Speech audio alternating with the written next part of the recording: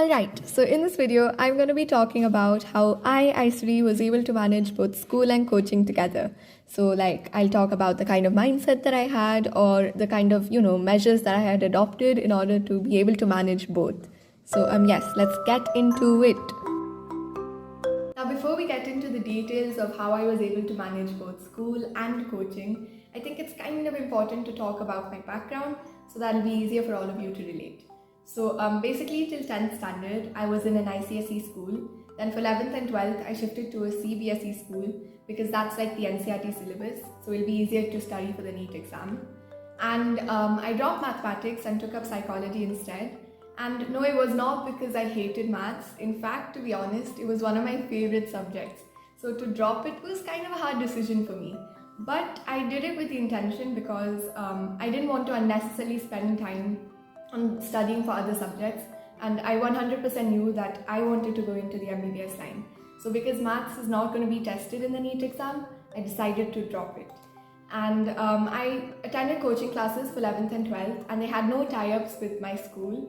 So what I'm trying to get at is I went to a regular school, followed by coaching classes in the evening, and I had to fit in my self-study in whatever time was left. So you can kind of realize that it was a pretty stressful situation throughout these 2 years. So I did have to come up with different ways to be able to do fairly well in both of them.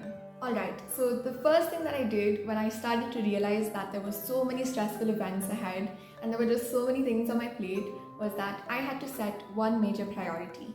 So from the beginning, I made it clear to myself and my family that my only priority was to do well in the NEET exam. So everything else was going to be secondary. So be it school exams, coaching exams, extracurricular activities or anything else, they were not supposed to eat up too much of my time. All the time that I had was supposed to be dedicated to my journey as a NEET aspirant. What I'm trying to get at is that once I had this main priority in my head, then I was slowly able to start finding a balance to maintain all of these other things at a certain level. Also, another point that I would like to add here is that there is truth in the statement that preparing for competitive exams is ultimately going to ensure that you will do well in the board exams. Because we all know that all of these competitive exams are much tougher and much harder than the board exams. Apart from learning a few extra derivations of physics and learning for, preparing for all of these additional subjects, the competitive exams are much harder. So if you just spend your time towards focusing on clearing the competitive exams, naturally the board exams you will do well in. So don't worry about that.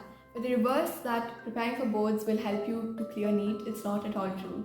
Because they're completely different and boards, in my opinion, are easier to clear than the NEET exam.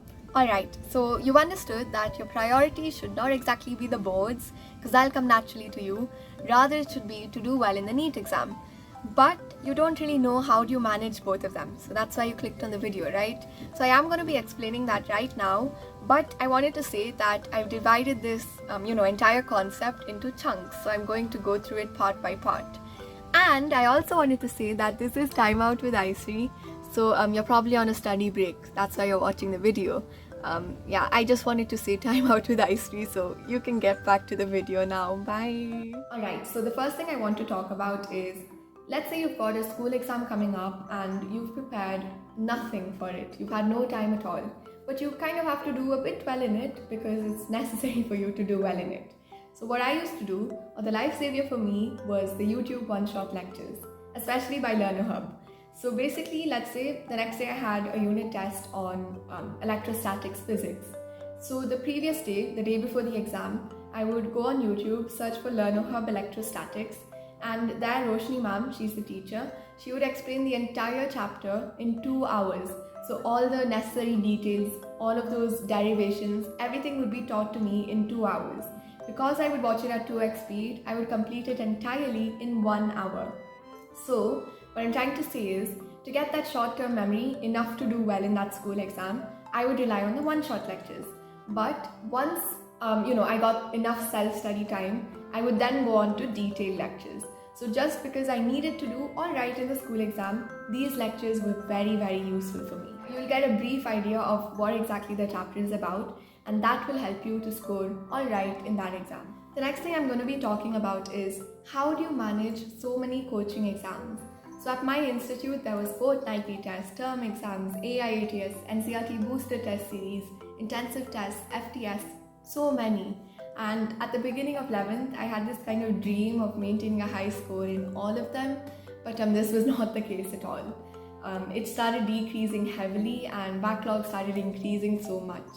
Towards the end of 11th, I made this kind of logical and rational decision that although I would be attending all of these tests, my intention was not going to be to do well in all of them. So yes, I would be attending fortnightly test series, term exams, but I didn't care about those marks. I was just attending it for the sake of it. My priority was going to be the AIATS, which are these all India test series. So what I'm trying to get at is, you can't do well in everything. Why?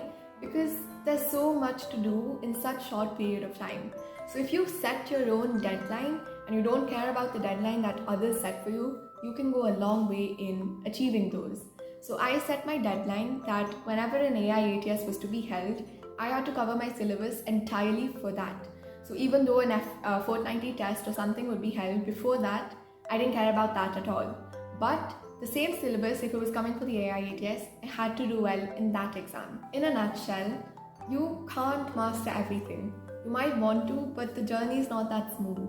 So for me, by setting my own deadlines and being aware of my own decisions, what to do and when to do, I felt less pressurized and I was able to maintain that balance and go in more or less the right direction. So set your own deadline and be aware of whatever you do, and don't go with the intention of mastering and doing well in everything. You should do well at certain points of time, not everything. And it's only when you start getting that mindset that you actually find your life easier. Alrighty, this is the end of part 1. See you in part 2 next Sunday. Bye.